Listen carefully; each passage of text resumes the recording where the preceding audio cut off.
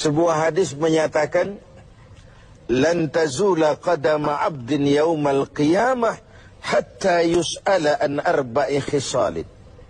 Besok di hari kiamat tidak akan bergeser telapak kaki seorang hamba sebelum ia dimintakan tanggung jawab terlebih dahulu tentang 4 persoalan. Apa yang 4 itu? Pertama, an umrihi fima afnahu. Umur yang diberikan kepadanya akan dimintakan tanggung jawab kelak. Di mana umur itu dihabiskan?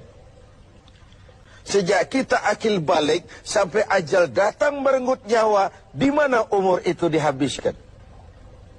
Kita sering main-main, padahal waktu berjalan terus. Kita sering lalai dan lupa, padahal malaikat maut tidak pernah lalai dan lupa. Seorang Nabi Yakub alaihissalam, seketika akan ajal, beliau menanyakan, kalau saya ajal kenapa tidak diberitahu lebih dahulu? Kata malaikat maut, sudah diberitahu. Loh, bagaimana caranya diberitahu? Perubahan yang terjadi pada fisik kita adalah pemberitahuan. Uban yang bertabur, mata yang mulai lamur, pendengaran yang mulai kabur, itu semua pemberitahuan agar kita mawas diri. Umur akan dimintakan pertanggungan jawab. Di mana umur itu dihabiskan? Waktu hidup itu singkat betul.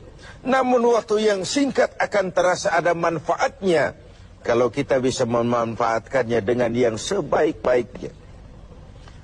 Apalah umur panjang kalau cuma untuk menimbun dosa dan kesalahan. Lebih baik umur yang panjang tapi untuk mengkoleksi berbagai kebajikan. Inilah makna ucapan Nabi, khairukum man tala umruhu wa hasuna amalu. Yang terbaik di antara kamu orang yang panjang umurnya dan banyak juga kebaikannya. Umur ini yang sering kita berleha-leha menghabiskannya untuk sesuatu yang tidak punya nilai, kelak akan dimintakan tanggung jawab di hadapan Allah Azza wa Jalla. Lalu yang kedua, wa an syababihi fima ablahu. Masa muda, pernah diberikan umur muda. Di mana dihabiskan umur muda itu? Hura-hura atau untuk sesuatu yang bermanfaat?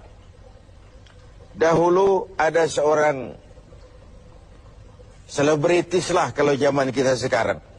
Namanya Malik bin Dinar. Namanya saja sudah Malik bin Dinar, Raja bin Uang. Hidupnya jet set. Satu malam dia mengadakan pesta di rumah mewahnya. Datang seorang pengemis, bertanya kepada penjaga pintu, siapa yang punya rumah ini? Bos saya. Iya, Malik bin Dinar.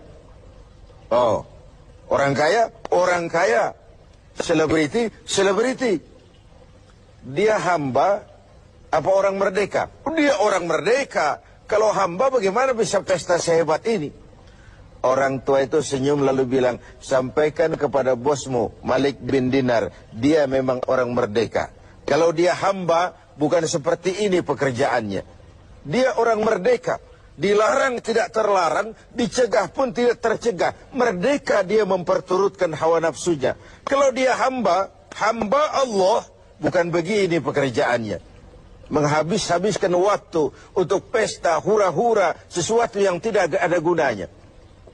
Ini disampaikan kepada Malik bin Dinar, dia tercenung mendengar orang tua yang misterius itu. Malamnya dia bermimpi kiamat datang. Dia akan masukkan ke dalam neraka.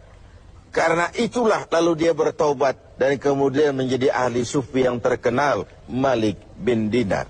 Masa muda akan dimintakan tanggung jawab. Yang ketiga, wa an ilmihi maza amilabi. Ilmu yang dimilikinya, kemana ilmu itu diamalkan? Untuk mencerdaskan orang atau untuk membodohi orang yang memang sudah bodoh? Untuk membimbing umat atau menyesatkan orang lain? Agar hamba menjadi hamba Allah atau agar orang menghambakan dia? ilmu akan dimintakan pertanggungan jawab. Yang terakhir, wa an malihi min aina iktasabahu wa fima anfaqahu. Kita akan dimintakan tanggung jawab tentang harta kita. Dari mana harta itu didapat dan kemana harta itu dibelanjakan. Perhatikan yang terakhir ini. Tentang ilmu, pertanyaan akhirat cuma satu. Ilmumu kau amalkan untuk apa? Tentang umur, pertanyaan akhirat pun satu. Umurmu kau habiskan di mana?